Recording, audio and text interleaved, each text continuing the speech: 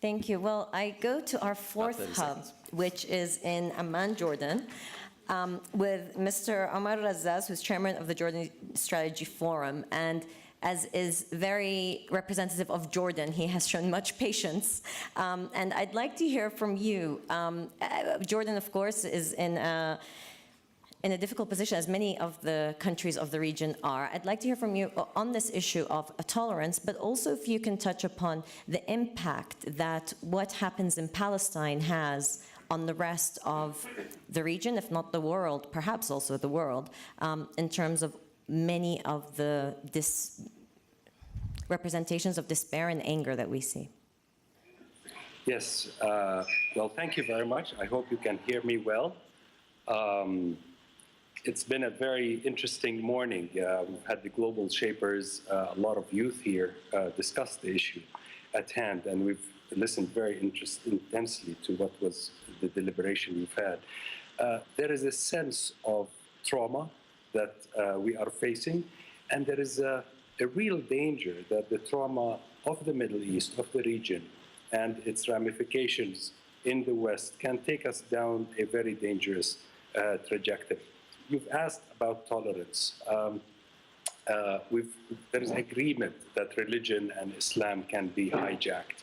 And the sad irony is that Quran itself, addressing the Prophet Muhammad, when Prophet Muhammad was being abused and ridiculed by the non-believers, the Quran talks about his sadness, not his anger.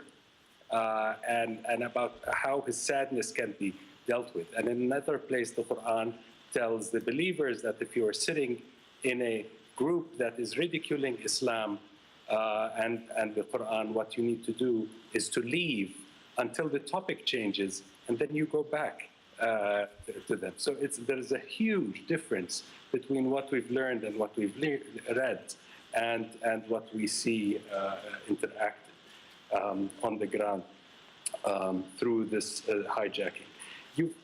Your question about how, we live in breeding grounds of this extreme version, and these breeding grounds have been put together through socioeconomic and political factors that have played themselves out over years and years. Some of them are internal. Some of them have to do with certain interpretations of Islam, but some of them are the result of the trauma that the region has suffered over the years, partly internal, partly regional, and partly international forces. A number of the panelists talked about youth. In our part of the world, there's a new term that literature uses. It's the waithood generation. This is a whole generation in waithood. They finish high school or finish university, they can't find a job, they can't find a job, they can't find a house, they can't find a house, they can't get married, they can't get married. And you can just imagine the amount of frustration, economic frustration, but also political frustration reflected in the inability to participate in anything political that is legitimate. Anything political is almost illegitimate in countries. And the irony is that the world speak at both ends of its mouth on these issues. There is support of, historical support of despotic regimes in the region, while at the same time decrying some of the outcomes of what happens. I know we're running out of time, but I want to say education is very important, but how can you educate students if they are not allowed to ask questions, if they're not allowed to probe political, social, economic, and religious realities that they face? There is no such thing as education the way we understand it if it is not coupled with a reform that turns the state into a civic state for all its citizens. In the absence of that, what we will be stuck with is either supranational ideologies or subnational ideologies and identities, either of which leads to tremendous conflict. I want to end with, we're all reminded, unfortunately, with Sam Huntington's, Clash of Civilizations. And many of us have been talking about the fact that it's not a clash of civilizations, it's been a clash of fundamentalisms, various forms of fundamentalisms. And the only way we can get out of the dangerous track we're onto now is really an empowered alliance of civilizations, a real alliance of civilizations. But that would require for us to be consistent when we talk about freedoms, consistent when we talk about freedom of speech, consistent when we condemn terrorism, we also condemn separation walls, we also condemn grabbing of land, illegal settlements, and consistent about drones that kill civilian population. It is very hard for our part of the world to be convinced about the superiority of freedoms and human rights when we see that outrage is being exercised very selectively. We want to be outraged together at what happened in Charlie Hebdo and at what happens everywhere in the Middle East and around the world whenever we see such atrocities committed against human beings anywhere in the world. Thank you. Thank you very much. That was profound. Yes, thank you.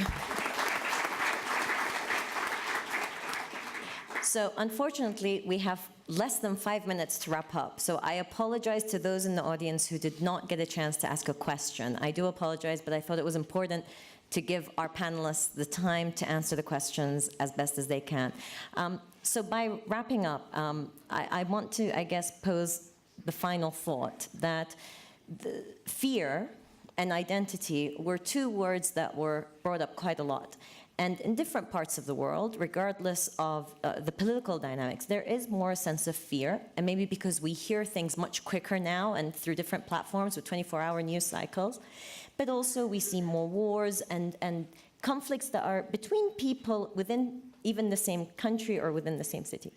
So how can we use religion to diffuse these tensions rather than actually be the fuel that is fueling some of these conflicts? Easy question to wrap up. Please. What I learned in the Northern Ireland peace process was very simple, that you had to not just engage the politicians, but you also had to engage civic society, and you had to engage because people were abusing religion in that context, you had to engage the religious leadership. And the best way of showing that you're against the abuse of religion, when you identify yourself as one type of religion and say everyone who doesn't agree with me is my enemy, the best way of demonstrating the opposite is for people of different faiths to come together. And this is why the whole question of interfaith dialogue is so important and so fundamental. And it's absolutely right, as the colleague from Jordan was just saying, by the way, that if you're going to educate young people, they've got to be able to ask the questions. And that's why I say the more that people know about the other, the more that they see people who are different coming together, working together, living together, learning from each other, the less like you are to have conflict. So the question is, and this is, as I say, strange for me as a political leader to be saying this, we actually as political leaders can't solve these problems on our own. You know, we need the religious leadership to be standing out there and saying, we're reaching across the faith divide, we're sitting down with people who are different, and we're working together. And by that demonstration, we are showing, by the way, not just that people of different faiths can live together, but also that people of different faiths and no faith can live together. And that is the true answer to these questions about secular versus religious. Faith has a right to speak. Faith does not have a right to dominate. In the end, the only societies that work nowadays are ones that are pluralist, ones that accept difference, celebrate it as a strength, and make sure that society as a whole allows people to practice their faith, whatever that faith may be, but in a common space of shared values that are about liberty and freedom and the ability of people to express themselves and live themselves as they choose. Thank you. Well, bye-bye, David.